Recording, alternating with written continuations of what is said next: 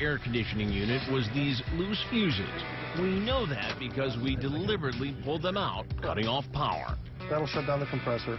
And what was your name? I'm sorry. We're testing the expertise of home repairmen, and these techs who showed up did exactly the right thing. They pushed the fuses back in and told Jenny no other work was needed. Raphael wouldn't even accept payment. So how much do I owe you? Will George from America's Comfort Heating and Cooling do the same?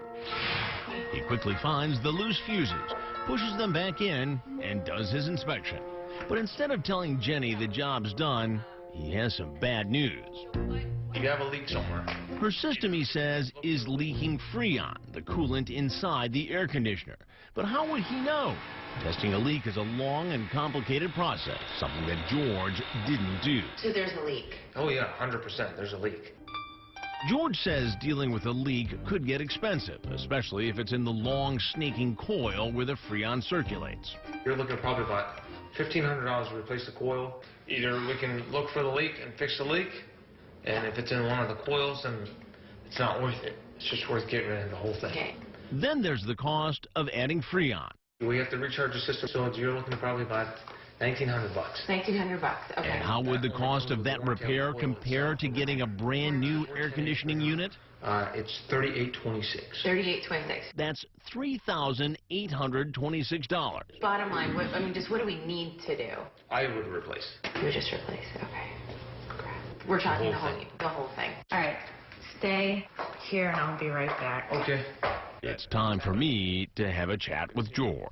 George, Chris, what exactly is wrong with the air conditioning unit? I think it's just a little bit low on Freon. I don't know how low it is. But what you told Jenny is that it's about half empty of Freon. Yeah, I think it's about half empty. But like I said again, I have to weigh it all in. That's why I can't give her a price on the Freon. I understand that. What is this, man? You guys trying to test us here? Actually, I am. Yeah? See, here's something that you need to know, George. We had that system tested. The only issue with that system is that the fuse... George, come on, I want to talk to you. George sees our cameras and quickly heads to the door. George, I'm Chris Hansen with Dateline NBC, and we're doing a story on the quality of service. We got a 20-year-old unit, man. George is right. It is an old system. But the fact is, even though it isn't as energy efficient as the new one, it works just fine, according to our expert, Carl. It is up in age, and, its efficiency is not what the newer one is, but operationally it's sound. Had Jenny followed George's advice, she'd have been out thousands of dollars to replace an air conditioning unit that wasn't broken. The AC guy just got here. Here comes our next technician, Tony, from Abode Air. All of a sudden, I can feel air, but it's not cool. Tony comes in and, after meeting Jenny, heads back outside, checks himself out, and gets his tools. But how carefully does he check out the air conditioner? He appears to examine the circuit board and take some notes, but he never spots the loose fuses we deliberately pulled out. Instead, he jumps on the fact that it's an older unit and says he's found an entirely new problem. How's it look? Well, you got some bad news on the older one. I do. Yeah, it has that, what we call an LRA. It's a locked-up rotor amp. Tony tells Jenny that the problem is something called a locked rotor amp, meaning her motor isn't working. Okay, so it's just bad. Yeah, it's... The unit is completely bad. Yeah, it's just bad. It's shot. Yeah. Tony's best advice, get a new unit. Do you know how much a new unit would cost? Just a rough estimate. We'll say $5,000, rough estimate.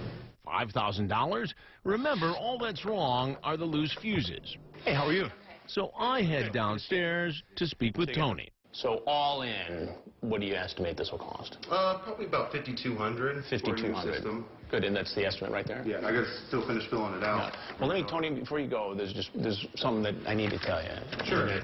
I'm really not the man of the house. I'm Chris Hansen with Dateline NBC. Okay.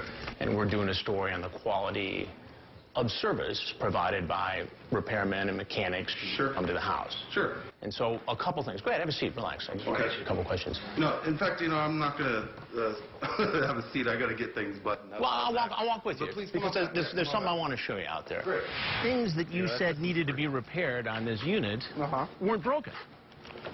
That's the bottom line. So I wouldn't say that that system works fine at all. The bottom line is, on a 24-year-old system, they're going to have multiple problems with that. I don't care what anybody says. And he's stuck with his story, despite the fact that I pointed out the real problem minutes earlier. Can I show you one thing? Go ahead.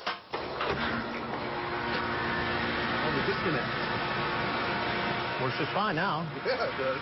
All you had to do was check right there. Push it in, yeah. Good to go. Yeah. I didn't push the fuse in, but...